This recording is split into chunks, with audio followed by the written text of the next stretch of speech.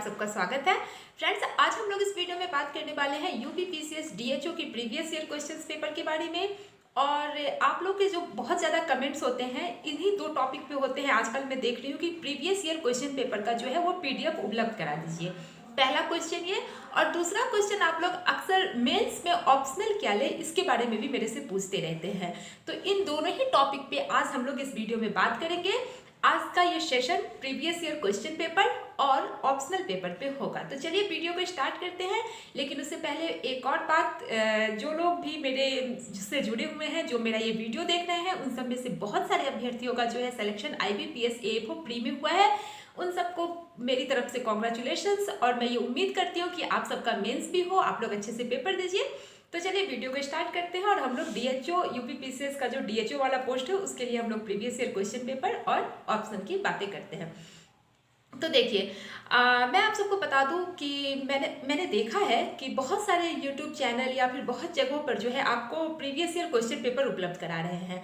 तो मेरा जो काम है, मेरा जो ये चैनल है, मेनली आप लोगों को सही गाइडेंस देने के लिए है। ना कि मेरा ये काम है कि अपने कुछ व्यूज़ बढ़ाने के लिए मैं आप लोगों को गलत इन्फॉर्मेशन दूँ या फिर आप लोगों को भ्रमित करूँ। तो चलिए यहाँ पे हम प्रीवियस ईयर क्वेश्चन पेपर के बारे में बात करने से पहले कुछ जानकारी जो है वो आप लोगों को दे दूँ, जो कि मैंने काफ़ी रिसर्च करके और काफ़ी कुछ पता करके सारा इन्फॉर्मेशन आपके लिए लेके आई हूँ।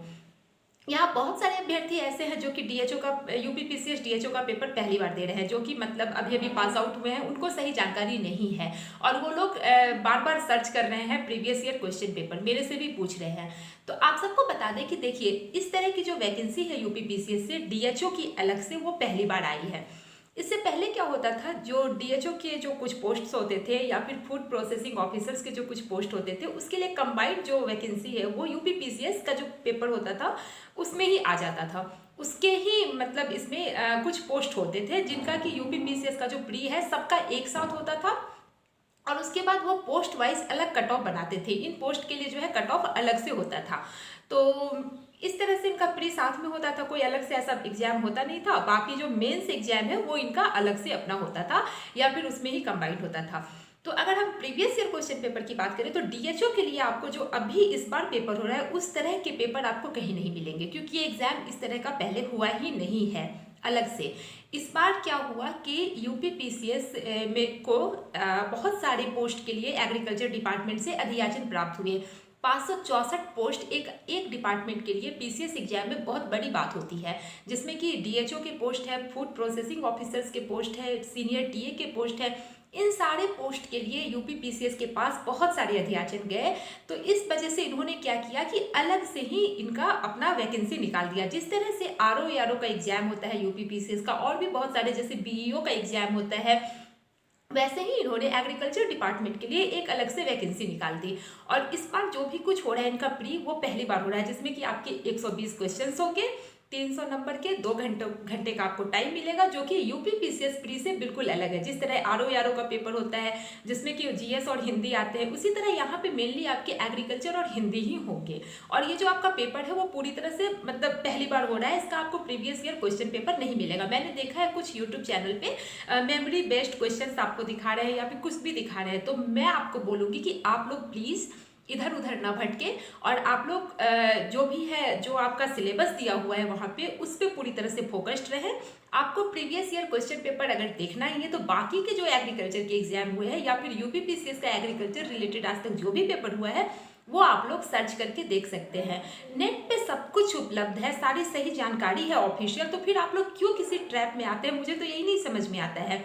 आजकल हर कोई नेट यूज कर रहा है, तो प्लीज़ आप लोग इन सब चक्कर में ना पड़े। और मैं आप लोगों को ये बता दूं कि प्रीवियस ईयर के लिए कोई भी ऐसा पीडीएफ आपको नहीं मिलेगा जो कि अभी इस एग्जाम के लिए हो रहा है। तो ये आप लोग प्रीवियस ईयर क्वेश्चन पेपर अगर देखना ही चाहते हैं तो बाकी सब भर्तियों का देखें, बाकी सब एग्जाम्स का देखें, यूपीपीसीएस का बाकी सारा पेपर देखें। तो ये हो गई प्रीवियस ईयर क्वेश्चन पेपर की बात। क्यों, तो आप लोगों का कन्फ्यूजन दूर हो गया होगा।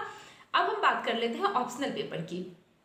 आप सब बहुत सारे अभ्यर्थी जो है मेरे से लगातार ये भी पूछ रहे हैं कि ऑप्शनल क्या रखना है, केमिस्ट्री वाले क्या ऑप्शनल रखेंगे या फिर एग्रीकल्चर वाले क्या ऑप्शनल रखेंगे, सीनियर टीए वाले क्या ऑप्शनल रखेंगे। इस तरह से आ रहा है आपका लगातार ही कमेंट। तो मैं आपको बता दूं, जब आप प्री क्वालिफाई करेंगे जो कि प्री में आपका जीएस और एग्रीकल्चर होगा। उसके बाद जब आप मेंस में लिखने जाएंगे तो आपको वहाँ पे कोई अलग से सब्जेक्ट नहीं लेना पड़ेगा। आप जिस पोस्ट के लिए एलिजिबल हैं, आपकी जो क्वालिफिकेशन है उससे रिलेटेड ही क्वेश्चंस वहाँ आएंगे। जैसे कि अगर मान लें एक एग्जांपल, आपने डीएचओ की पोस्ट के लिए अप्लाई किया है, आप वहाँ पे बीएससी एग्रीकल्चर आपने दिया है अपनी एलिजिबिलिटी, तो वहाँ पे आपको जो है आपका वहाँ अलग से एक सेक्शन बना हुआ है जहाँ पर सिर्फ और सिर्फ एग्रीकल्चर के क्वेश्चंस होंगे। उसी तरह केमिस्ट्री ग्रेजुएट जो भी है, जो फूड प्रोसेसिंग ऑफिसर पोस्ट के लिए आप लोग एलिजिबल हैं, तो वहाँ पे आपका एक सिलेबस बना हुआ है, आपको उतने ही क्वेश्चन के आंसर देने होंगे जो आपके वहाँ पे कुछ 8 शायद क्वेश्चन है अलग अलग पार्ट में होंगे, तो आपको उतने ही क्वेश्चन के आंसर देने होंगे। आपको कोई अलग से ऑप्शनल नहीं रखना पड़ेगा, आप जो अपने फील्ड के हैं उन्हीं फील्ड से रिलेटेड आप वहाँ पे मेंस लिखेंगे। और साथ में आपका हिंदी का एक पेपर होगा जो कि सबके लिए कंबाइंड होगा। हिंदी पेपर जो है सबके लिए होगा, बाकी अलग अलग पोस्ट के लिए वहाँ पे बना के दिया हुआ है, तो आपको ऑप्शनल कोई सब्जेक्ट एक नहीं लेना पड़ेगा। तो ऑप्शनल को लेके भी आपका कंफ्यूजन दूर हो गया और प्रीवियस ईयर क्वेश्चन पेपर को भी लेके आपका जो भी कंफ्यूजन था वो दूर हो गया होगा।